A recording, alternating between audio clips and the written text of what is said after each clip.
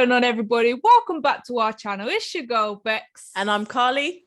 And we're here to deliver content to unlock your mindset and actions to be limitless.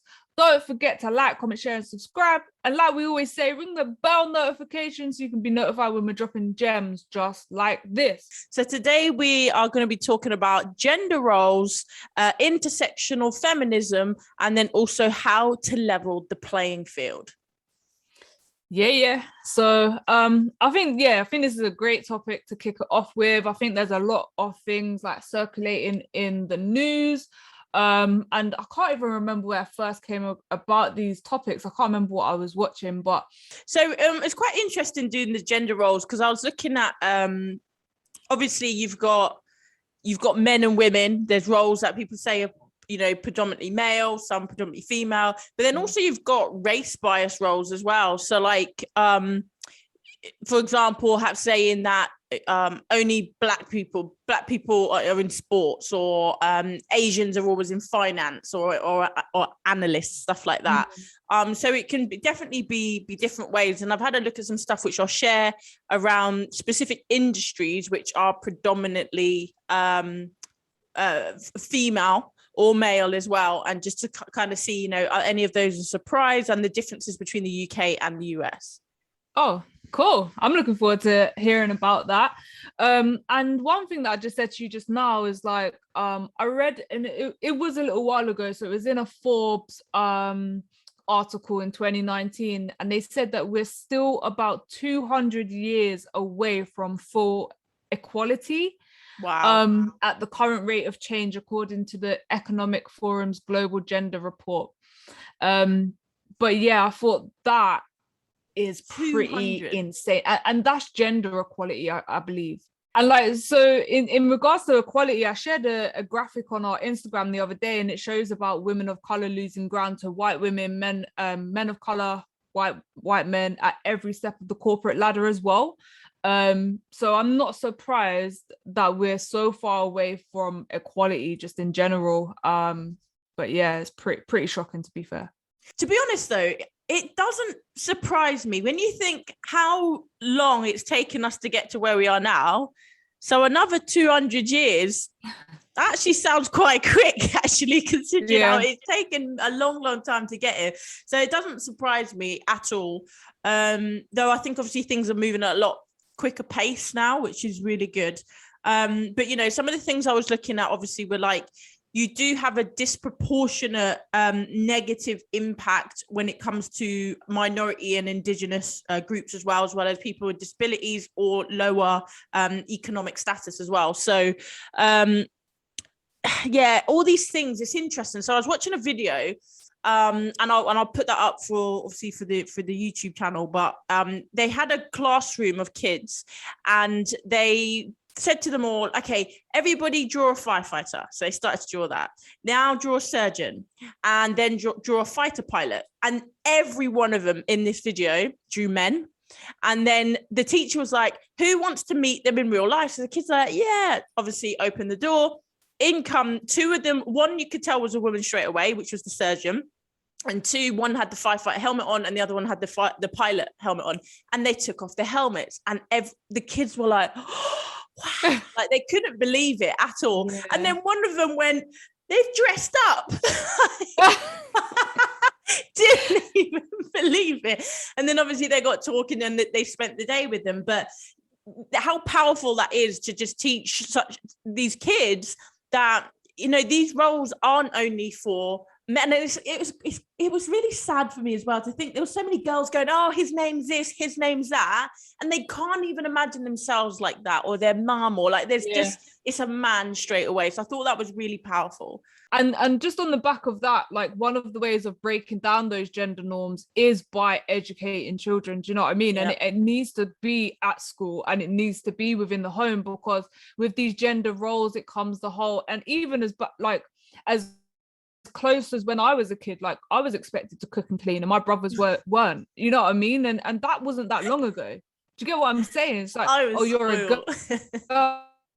Oh, like, and so. You know what I mean? So it's but you know as well, like I feel like especially with mental health, the whole thing to do with men has definitely been addressed. The whole thing of like grow a pair or suck it up and men shouldn't cry and all of that, that's all being broken down. And I'm so glad, because as we know, like, men are at the top of the list for suicide and all of these type of things, and it's because they don't have that, well, not because, but one of the reasons is because of not having that outlet, do you know what I mean, being able to express themselves. Women are seen as the caregivers, so they take on most of the childcare responsibility. You're a man, you need to be strong, don't show emotion, don't be like, you don't talk about your feelings. And like you say, that's been a big part of it. Like, men can be just as good at caregivers, you just have decided to not give them the opportunity, and now more are becoming that. Like, it's just normal. One of the things I was looking at, they were talking about that is a big issue as well, is that stereotype of people conforming to physical stereotypes. So we do have a massive problem with it. Men now, they're looking and seeing all these muscular men. I've got to have abs, and I've got to look like this. And the girls, I've got to have big boobs, I've got to have these big lips, and otherwise a man isn't going to like me. And there was some weird video I saw the other day, and I just saw the initial caption, but I was like, I'm not even going to entertain watching this. They basically showed a muscular woman to these men and asked them whether or not they liked her like that. And it's like, what sort of nonsense is that? If you've got a taste, you've got a taste. But if she wants to be muscular, let her be muscular. That's her business. It's not for you to, she's not going around saying everybody must like me. Only she doesn't care. Like, I don't care whether or not you think my physique's too muscular. It's none of your business. Facts. Honestly, crazy the stuff that's out there. So I thought as well, I'll share. So I was having a look. So the top, let's have a look here. So this is showing, and this is from a site called topresume.com. And the top 10 female-dominated professions in the United States are preschool and kindergarten teachers, which is 97.6%. Wow. Speech language pathologists, dental assistants, 96%, childcare workers, 94%, secretaries and administrative assistants, which I'm not surprised about, 94%, medical records and health information technicians, dietitians and nutritionists, hairdressers, hairstylists, and cosmetologists, and medical assistants, 90.6%. So that's their top 10 roles. And the thing is, like, so when we're talking about breaking these gender, like the gender roles and breaking it down, like, but the proof is in the proof is kind of in the pudding. Like, do you get what I'm saying? I'm not surprised by roles that you've said. Yeah, same. Was you surprised by any? I think only by the speech language. I'd never even, I guess it's more about, it's not really a role that's come to mind, but the rest, no, not surprised at all. So on Career Smart, they've listed all the roles. So the top men roles are on the right, and then it goes the opposite way like that. So vehicle technicians, mechanics and electricians, 99.19% men. Yeah, wow. 0.81% female workforce. So I'll just do the top 5 for men. Carpenters and joiners, second. Welding trades, electricians and electrical fitters, metalworking, production and maintenance fitters.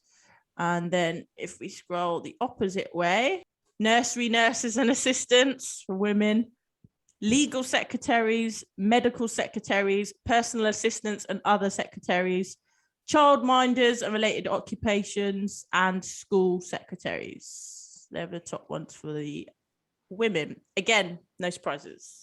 No surprises. I wanted to talk. Did you you sent me something on the Birmingham engineers PPE headscarf to inspire Muslim women, and I think it's things like this that are definitely going to allow for more role models and for more people to see, women within these male dominated industries. And I really thought this was cool. As a senior engineer, says she hopes PPE headscarf design will inspire Muslim women who want to pursue a career in engineering and construction. making it safer for women wearing a headscarf to work in operational jobs. And I thought it really is like so key that we can see these people in these roles. Otherwise you do feel like you can't or don't belong there, you know. And I think, like we've always said, like, you know, we're talking about being limitless, and we're talking about if there's nobody there in that like where you want to be, who says you can't be the first? But it's really that's a tough ask, you know, to have a blueprint, to forge a blueprint for other people. It is a tough ask, and it is not something that comes easy. 100%. And they're just saying here, dominated subjects. So they're just saying, in order to tackle the stereotypes, there's 3 key things: get to them early, bust the stereotypes, and female role models. And it's always a theme, really, that we've seen. It's the same sort of stuff, you know, we're talking about how to level the playing field and stuff. But I guess that brings on to the second thing we were saying, and I think you actually introduced this term to me. I'd never heard of it before, and then obviously was researching it today: intersectional feminism. And it looks like it was coined by a lady called Kimberly Crenshaw in 1989. And what she said is intersectional feminism is a prism for seeing the way in which various forms of inequality often operate together and exacerbate each other. All inequality is not created equal. We tend to talk about race inequality as separate from inequality based on gender, class, sexuality, or immigrant status. What often is missing is how some people are subject to all of these, and the experience is not just the sum of its parts. And it's so true. Like, you can be Black, gay, female, and a lower class, like as in lower economic class, like all of that completely working against you. I think that, yeah, definitely, I would say 100% definitely working against you. I think Black women, as we've seen in multiple forums across multiple different things, have got the worst, like, end of the or just women of color genuinely have got it the worst, in my opinion. And it's like on the flip side, I've seen it work gracefully for myself, but again, I definitely have privilege. Like, we can't deny that. As mixed race, being lighter, we have privilege. But there's been roles that I've applied for, and I know for a fact, the fact that I'm a mixed race, a woman, and gay has worked in my favor. 100%. 100%. Because you tick all you're ticking all the boxes. Yeah. But you're not necessarily representative of the struggles of a Black woman, you know what I mean? Like, yeah. And it's just, yeah, it's super interesting. It's really sad. But yeah. Didn't you post something about Arsenal? Yes. So apparently, I think it was last week now, they held their first advisory board meeting, formed of fan representatives and Arsenal executives, all male.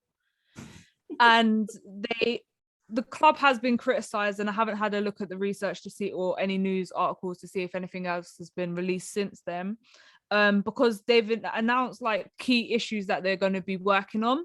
And two of them was one was women's football, and then the second was diversity and inclusion. Yeah, they don't have a diverse board, and there's not a diverse board. You know what I mean? And really and truly, in order to break down and to level the playing field, we need women at the decision-making table. You know what I mean? Like, that was a key moment for you to really... Couldn't make it up, could you?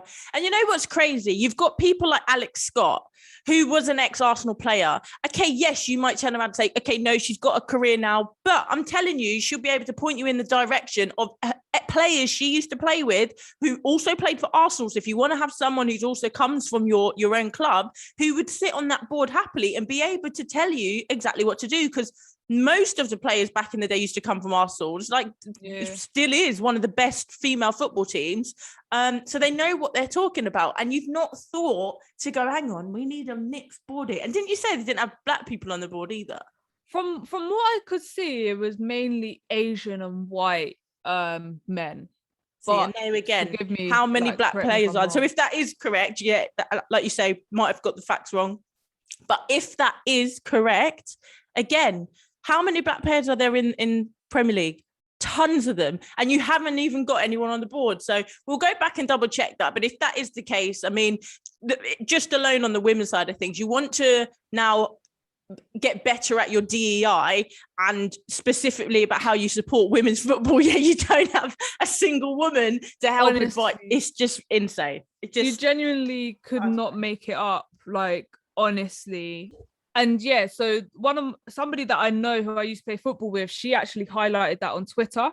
And I just wanted to shout her out because she's actually just been invited and appointed to Loughborough University London Institute for Sport Business Advisory Board. So she's just got onto the advisory board, which is pretty incredible. I messaged her. What's her name? Kiki.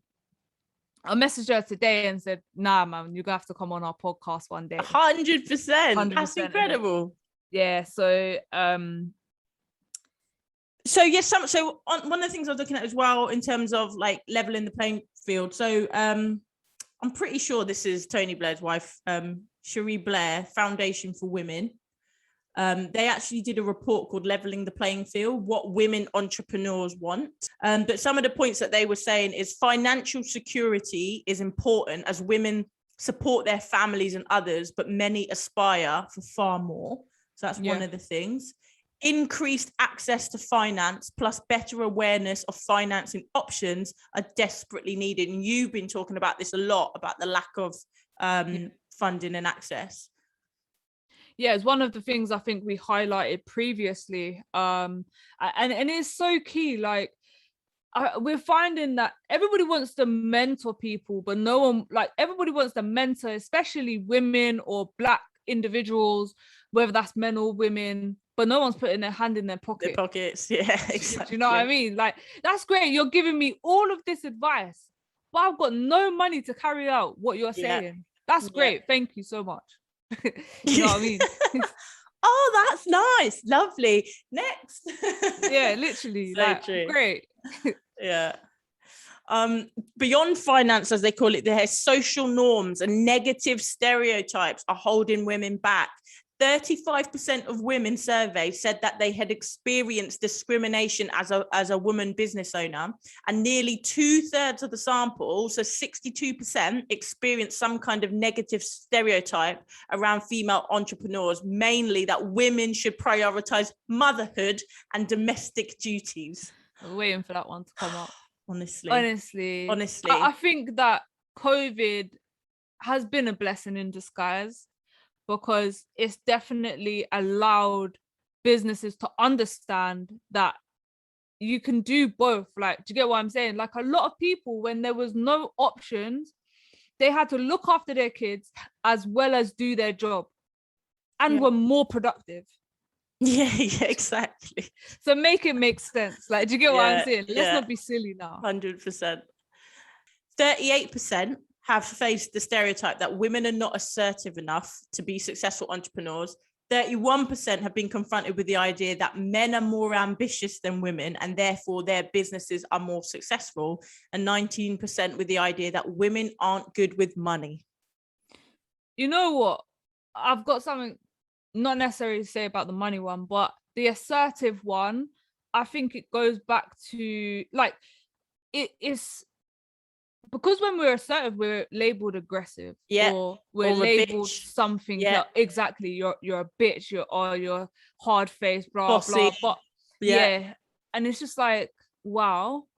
But also having that confidence to put your I've been knocked so many times by men when I've put my opinion and voice what I have to say, that it kind of knocks your confidence then as a woman as well. And it's like it's very like a thin line between like being assertive and being confident and then just having your confidence knock, and then that stops you from being successful. Do you get what I'm saying? The second thing that you said was about what? Sorry, it was assertiveness, and then it was ambitious, not as ambitious as men. Yeah, again, that's BS. Like you're making that up again mainly because of people like women wanting to be mums, like and having kids and all the rest of it. You're classing that as not being ambitious. Yeah.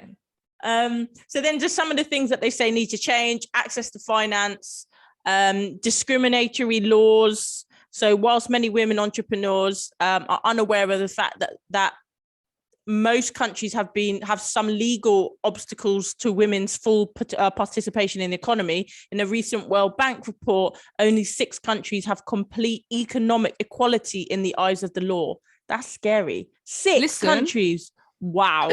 Yeah, you know what? Like, we know that there's incredible women out there. We know that there's incredible people of color out there, underrepresented minority groups that are doing amazing. We definitely want to be able to highlight and continue to highlight these success stories, because there's tons of stories, and we already know that women we know people. We personally know people with their own businesses and stuff like that, and we definitely need to get them onto the show. And I don't know, for whatever reason, stories aren't getting out there, but we want to change that and make it more the norm. And we've already spoken about Lewis Hamilton. He's doing a lot in that space as well. More as the wider group, obviously we focus very much on women and other minority groups, but yeah, access to networking and skills training, challenging social norms, learning from other people. That's one thing. It's such an easy thing. Why is that company doing well at it? Go and find out why, or that country or whatever. And that annoys me just as a whole with government. Sometimes it's like, this country, and I'm looking, I'm thinking, look at their policy that country's doing. It's a brilliant idea. Why are we not doing it? Just copy and paste when it makes sense, man. Honestly. Was it steal shamelessly? Steal shamelessly. Steal with pride. I think you've already mentioned mentoring, board of directors, like you said, having diverse board of directors from the top down. It's important. Hiring diverse talent pools. Yeah, there's loads of things that can be done. But yeah, 200 years. 200 years. We'll see what happens the rest of our lifetime, or how close we get to that. You know what, like what you said about how it's gone down to like the 6% less from 12%, like that's already like a 50% reduction. Do you get what I'm saying? So do you know what I mean? Like, work is definitely being done, but we just have to keep knocking on the door and keep remain consistent with the fight. You know what I mean? Like with Black Lives Matter and all the rest of it, don't let it die down. Don't let that just be a trend. Don't let that just be in the moment.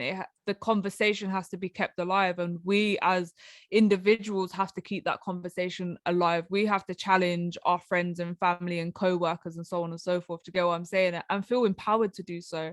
I think that now is the time to be having these conversations, to be making sure that your company is looking into diversity, equity, and inclusion. And if it isn't, be the person challenge them and tell them that you want to be a part of it and all the rest of it. Like, there's so many things out there. Allyship is really, really important for gender, for race, whatever it may be, LGBTQ, everything. So, you know what I mean? Like, if it's not there, then just be the voice of change. And yeah, that's what I've got to say. So that's the end of this week's video. If you've got any comments, you've got a review to leave, please make sure that you drop it into all of the relevant sections. I've been your girl, Bex. And I've been Carly. Thank you so much for tuning in, and we will see you next week. Peace.